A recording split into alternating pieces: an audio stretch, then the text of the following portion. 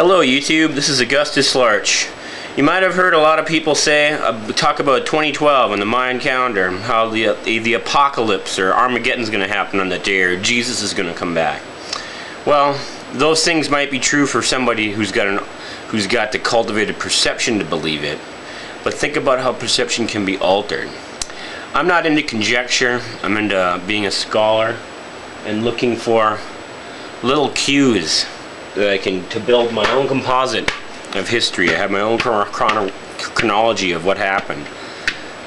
And I don't believe in mysteries. I believe in considering everything until I build an adequate composite so I can know there's no more consideration any longer. I leave consideration to other things. And one of the things I've studied a little bit is a Finnish physician, now deceased, named Emanuel Velikovsky. He wrote a work of literature called Earth in Upheaval and also Worlds in Collision. This is mostly specifically about worlds in collision right here. In the Mid-Atlantic Ridge, in the South Atlantic and North Atlantic Ocean, there's a ridge, and it extends all the way the length of the ocean. And there's a bunch of fracture zones, and magma comes out of it pretty regularly. And geologists can take readings and test the magma, and they can test the alignment of the iron in that magma, and they find out that there's been a polar shift. The magnetic field has flip-flopped at times in its past. And the reason for this is because it's just a constant of our star system here, and the magma flowing within the Earth, it swirls, and if there's ever an upset, like a tidal force of a few principal planets lining up with enough force and having just the right time that all the wheels match up with the way the machine of our solar system works, there'll be a cavitation within the planet Earth. And right now the planet Earth is spinning this way, at a rapid pace.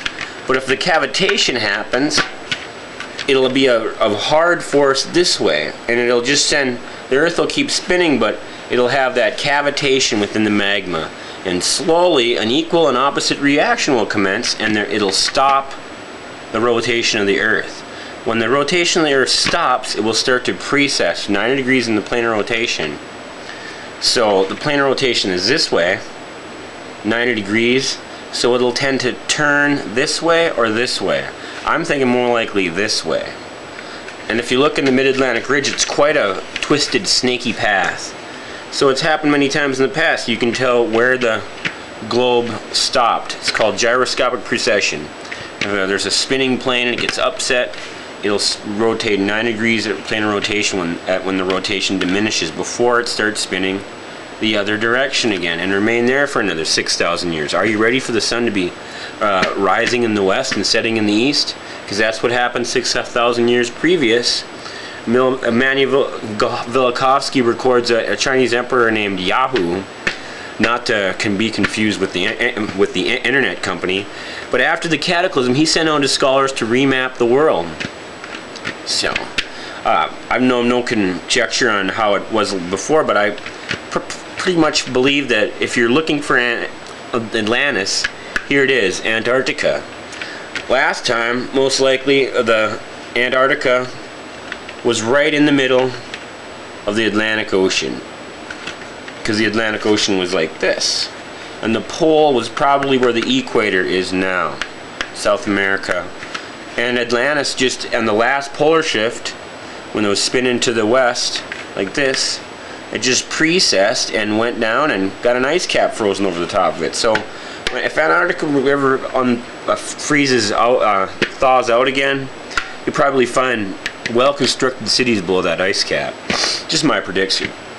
My prediction for next time the Earth will stop, I predict the North Pole to be right at the St. Helena fracture zone. Well, it'll be the opposite. Well, the polarity will be different, but it'll be up, down. I don't know if that'll switch. Well, it probably will. Depends on where the landmass is, how people perceive what's happening. Perception is a very easily altered thing. That way I never really trust it completely. I always have a file of consideration and knowledge to regulate that. But I expect the North Pole to be here and the South Pole to be right in the Marshall Islands, and the Earth spinning the other direction. That will leave the bulk of Africa looking like Siberia. It'll be in the really Arctic region. And there'll be no landmass at either pole. So I expect to have lower sea levels and lower sea levels with saltier seas. So there'll be land bridges from Australia to Indonesia. All the land bridges open up from Atlantis to South America.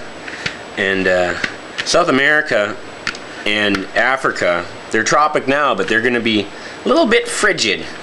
North America will be in the tropics, and so will the bulk of Asia still. Europe is going to be in the subtropics. So it's good news for some people. I think it'll be better land use the way that runs. So whoever's the big man turning the wheels in the sky, I'm ready for the cataclysm. I am ready for it. And you have to be ready for it. You're going to have to be physically trained up, because if the Earth stops spinning, that centrifugal force will diminish and gravitation could increase by 20%. And also the air pressure at sea level will increase from 14 to 17 psi. For the freshly conditioned athlete, that'll be fine. They're not going to have any problem with that. But for most people, they're just going to perish. So all these survivalist people who are hoarding guns and ammunition and food, thinking that there's going to be a rush for resources at the end of time here, well, it's not the end of time. The Vatican likes to say it's an apocalypse, but I know it's an epocalypse. It's just a division of the ages. And get used to seeing skeletons around after you get through it. It's going to be many years there before anything gets stabilized, and so you can enjoy the North American tropics. And cataclysm children. Children will have a better advantage in surviving the cataclysm, and their parents will expend themselves to help their children survive.